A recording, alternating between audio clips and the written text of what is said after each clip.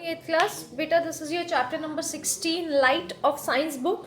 ठीक है, आज हम अपना चैप्टर नंबर 16 करेंगे। इससे पहले हम चैप्टर नंबर अपना 14 कर चुके हैं। 15 चैप्टर जो है आपका वो नहीं आ रहा है, तो now we are going to start our chapter number 16। The sense of sight is one of the most important senses, यानी देखने की जो हमारी शक्ति है बेटा, वो हमारे 5 सेंसेस में से सबसे ज़्यादा इंपॉर्टेंट सेंस है। ठीक है, I sees the object in light, और हमारी आंखें जो है वो चीज़ें तभी देख सकती हैं जब आसपास लाइट हो, but cannot see in the dark, और अंधेरे में ये चीज़ें नहीं देख सकती। An object become visible only when the object reflect the light falling on it and the reflected light reaches the eyes of an observer. An object become visible only, यानी एक ऑब्जेक्ट कब दिखती है बेटा, जब वो ऑब्जेक्ट रिफ्लेक्ट करती है लाइट को जो उसके ऊपर पड़ रही है। ठीक है, और जो रिफ्लेक्टेड लाइट है वो जब ऑब्जर्वर है, यानी जो वहां पर आदमी खड़ा है, उसकी आंखों तक पहुंचती है, तब हमें चीजें दिखाई देती है। An image of the respective object is form inside the eyes of an observer, और उसकी इमेज जो है, एक इमेज जो है, जो ऑब्जर्वर है, जो बंदा वहां पर खड़ा है, उसकी आंखों के अंदर बनती है उसकी एक इमेज, तब उसको दिखाई देता है। In this chapter we will learn about, और अब हम इस चैप्टर में क्या पढ़ेंगे बेटा, कि how reflection help us to see. अब रिफ्लेक्शन हमें कैसे हेल्प करती है देखने में, लॉ ऑफ रिफ्लेक्शन क्या होता है, रिफ्रैक्शन क्या होता है, और ह्यूमन आई के बारे में हम पढ़ेंगे। अभी तक के जो बेटा आप 7th में या 6th में लाइट के बारे में पढ़ रहे थे, वो आपको ये बता रहे थे कि लाइट क्या चीज़ होती है, डार्कनेस क्या होती है, टाइप ऑफ जो मटेरियल होते हैं वो कैसे होते हैं, ओपेक, ट्रांसपेरेंट, ट्रांसलूसेंट। बट अब हम पढ़ेंगे कैसे चीज़ें एक्चुअल में हमें दिखाई देती है, और ह्यूमन आई को कैसे दिखाई देती है, कहाँ पर इमेज बनती है ह्यूमन आई के बारे में, कौन सा पार्ट आंखों का किस चीज़ में हमें मदद करता है, उसके बारे में हम लोग यहाँ पर पढ़ेंगे। हाउ रिफ्लेक्शन टेक प्लेस, अब रिफ्लेक्शन कैसे टेक प्लेस करती है, ठीक है, या रिफ्लेक्शन कैसे होती है। When the light falls on a surface, जब भी कोई लाइट किसी सरफेस के ऊपर, किसी चीज के ऊपर पड़ती है, the portion of it is send back to the medium, और कुछ पोर्शन उसको वापस से, जैसे लाइट रिफ्लेक्ट हुई और फिर वापस चली गई, उसी मीडियम में भेज दी जाती है, और जो बाकी होती है, मतलब कुछ लाइट तो वापस चली गई और कुछ उसी ऑब्जेक्ट के अंदर एब्जॉर्ब हो जाती है और ट्रांसमिटेड बाय मीडियम, ठीक है, या फिर मीडियम से ट्रांसमिट यानी पार हो जाती है। The bouncing back of the light into the same medium after it falls on a surface is called reflection. यानी रिफ्लेक्शन एक्चुअल में क्या है बेटा, किसी भी लाइट का किसी ऑब्जेक्ट पे पड़ना, ठीक है, जैसे सपोज ये ऑब्जेक्ट है, तो ये यहाँ से लाइट है, इस पर पड़ा और वापस से बाउंस बैक किया, इसी को हम रिफ्लेक्शन बोलते हैं। ठीक है, ये ऑब्जेक्ट है सपोज, ठीक है, यहाँ से इधर बाउंस बैक किया और यहाँ से वापस, ठीक है, तो ये ही हमारा रिफ्लेक्शन है।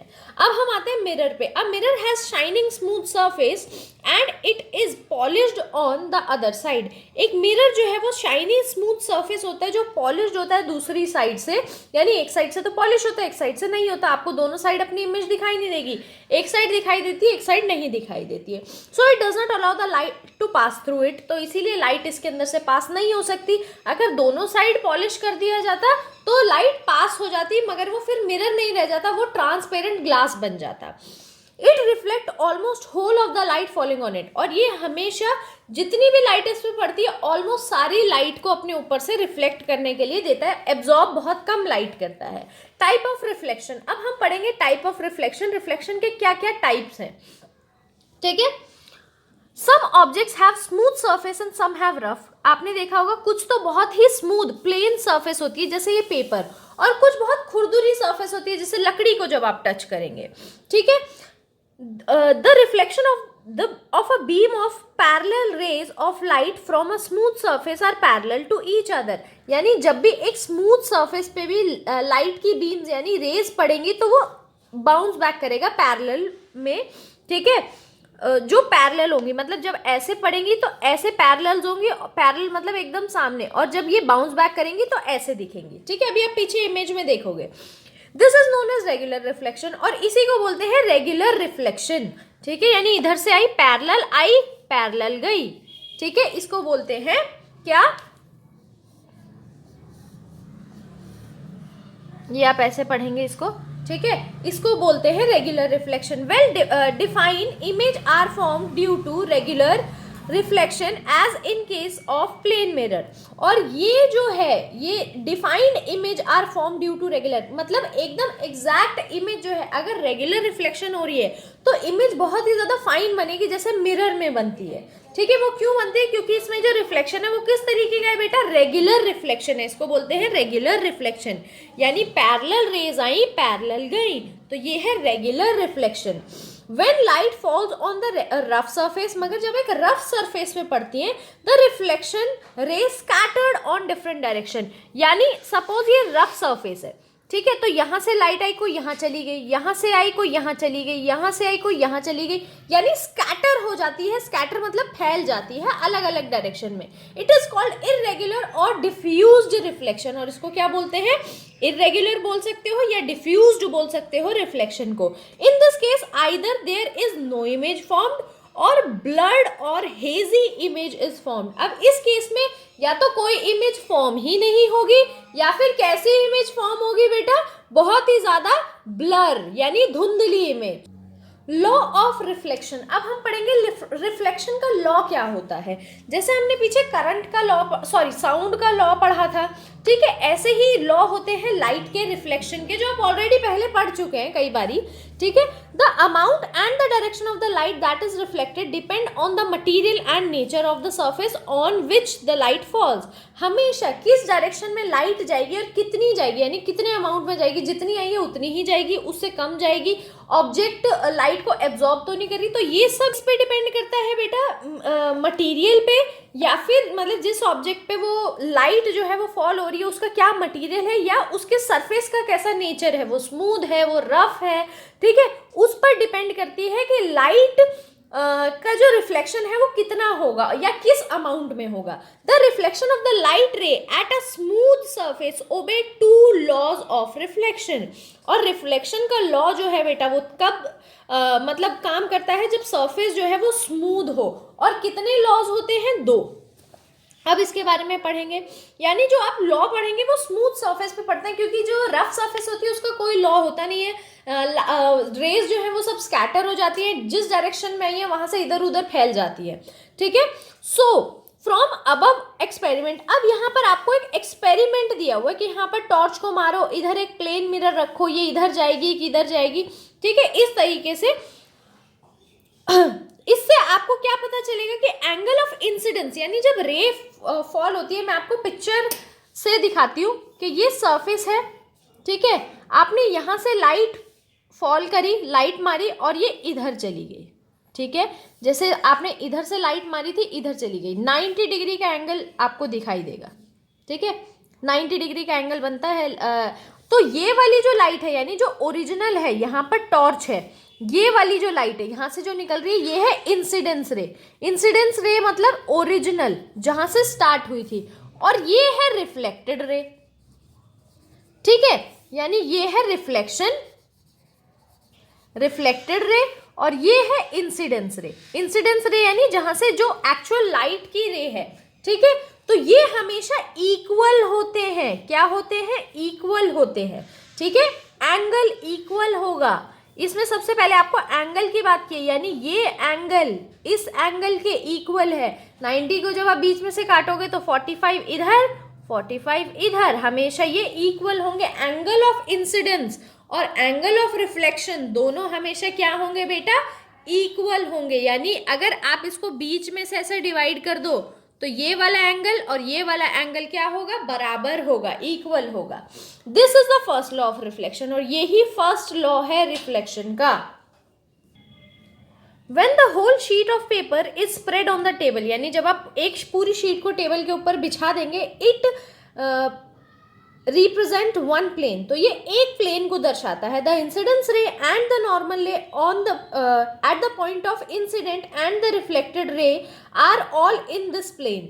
तो आपको ये सारी चीजें एक प्लेन पर दिखेंगी। कौन कौन सी? इंसिडेंस रे जो ये है, ठीक है, और पॉइंट ऑफ नॉर्मल बोलते हैं इस वाले पॉइंट को, ठीक है, और रिफ्लेक्टेड रे ये मिलेगी। ठीक है, नॉर्मल, इंसिडेंस रे, नॉर्मल और रिफ्लेक्टेड रे, ये तीनों चीजें आपको एक ही प्लेन पर मिलेंगी।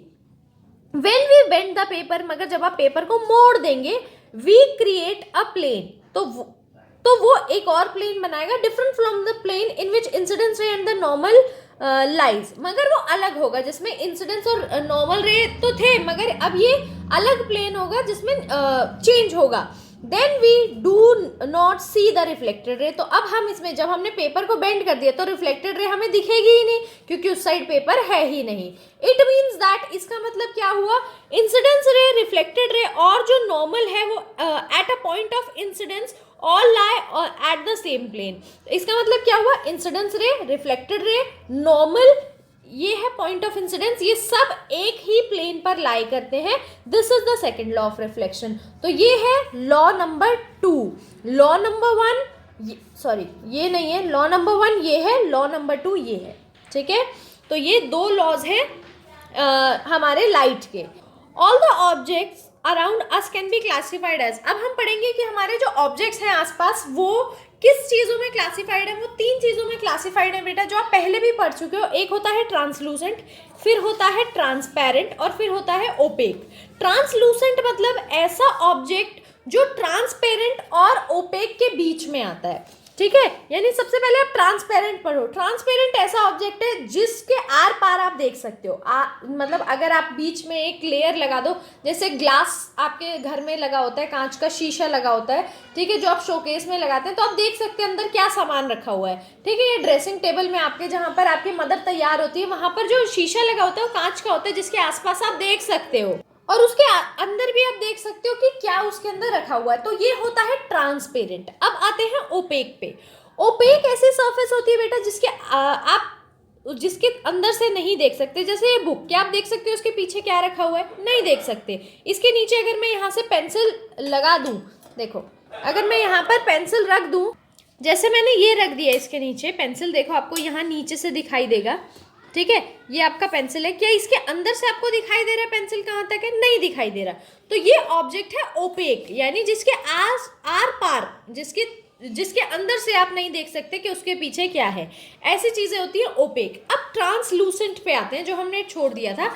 ट्रांसलूसेंट का मतलब होता है ट्रांसपेरेंट भी हो वो और ओपेक भी हो, यानी दिख भी रहा है मगर क्लियरली नहीं दिख रहा है, ठीक है। जब इसमें से जो लाइट है वो पास तो होती है मगर बहुत कम, एक पार्ट जो है उसका पास होता है, ठीक है। तो ये होता है ट्रांसलूसेंट। तीनों अब हम लोग समझ चुके हैं। अब हम पढ़ेंगे reflection from a plane mirror image formed by a plane mirror, यानी रिफ्लेक्शन एक प्लेन मिरर से क्या रिफ्लेक्शन होती है और क्या जो है वो इमेज फॉर्म होती है प्लेन मिरर में। वर्चुअल इमेज, सबसे पहले हम पढ़ेंगे वर्चुअल इमेज क्या होता है। When we hold a pencil in front of a plane mirror, जब आप एक पेंसिल को पकड़ेंगे एक प्लेन मिरर के सामने वी सी द इमेज, आप मिरर के अंदर उसकी इमेज देखेंगे। Rays of light from the pencil fall on the mirror, क्योंकि जो रेज है लाइट से होकर वो मिरर पर पड़ रही है एंड गेट रिफ्लेक्टेड, और क्या हो रहा है? रिफ्लेक्शन हो रहा है। So we see the image of the pencil, और इसी कारण से आप पेंसिल की जो इमेज है वो शीशे के अंदर देख पा रहे हैं। The reflected rays meet at the point when extended backward, और जो रिफ्लेक्टेड रे है वो एक ऐसे पॉइंट पर मिलेंगी जब ये एक्सटेंड होगा बैकवर्ड, यानी मिरर के पीछे भी इमेज बन रही है। The image is formed at that point, और वहां पर इमेज बनेगी। देखो ये आपको दिखाई दे रहा है, यहां पर इमेज बन रही है। As the image is not formed by actual ray of light, क्योंकि इमेज जो है वो एक्चुअल लाइट की रे से नहीं बना है, this is known as virtual image. तो ये क्या है? Virtual image. यानी अगर ओरिजिनल आप इजी भाषा में समझ सकते हैं, अगर ये एक्चुअल में आपने जैसे ये देख पा रहे हैं, ये इमेज नहीं है, ये एक्चुअल में ऑब्जेक्ट है मेरे हाथ में, ठीक है। मगर जब अब मैं इसको मिरर के सामने रखूंगी तो वो एक्चुअल नहीं है, वो सिर्फ एक इमेज है। वहां पर एक्चुअल में कोई मेरे जैसा बंदा नहीं खड़ा, ना ही मेरे जैसी पेंसिल किसी ने पकड़ी है, तो वो है वर्चुअल इमेज, ठीक है। As rays appear to be coming from the position behind the mirror, जैसे ऐसे लगता है कि जो ये हमारी रेज है वो मिरर के पीछे से आ रही है। So we see the erect image of the pencil there, और इसीलिए हम वहां पर एक पेंसिल का इमेज देख पाते हैं। If we keep a screen behind the mirror, अगर हम मिरर के पीछे एक स्क्रीन रख दें, the image will not be formed on it, तो उसके अंदर इमेज फॉर्म नहीं होगी। As the image that can not be formed on the screen is known as virtual image, और एक ऐसी इमेज जो स्क्रीन पर फॉर्म नहीं होगी उसको वर्चुअल इमेज ही बोलेंगे। ठीक है बेटा, वर्चुअल इमेज जो है हमारा यहाँ पर फिनिश होता है। इसके बाद है लेटरल इन्वर्जन, ठीक है, और मल्टीपल रिफ्लेक्शन इमेज। तो ये हम जो है बेटा ये अपनी नेक्स्ट वीडियो के अंदर स्टार्ट करेंगे।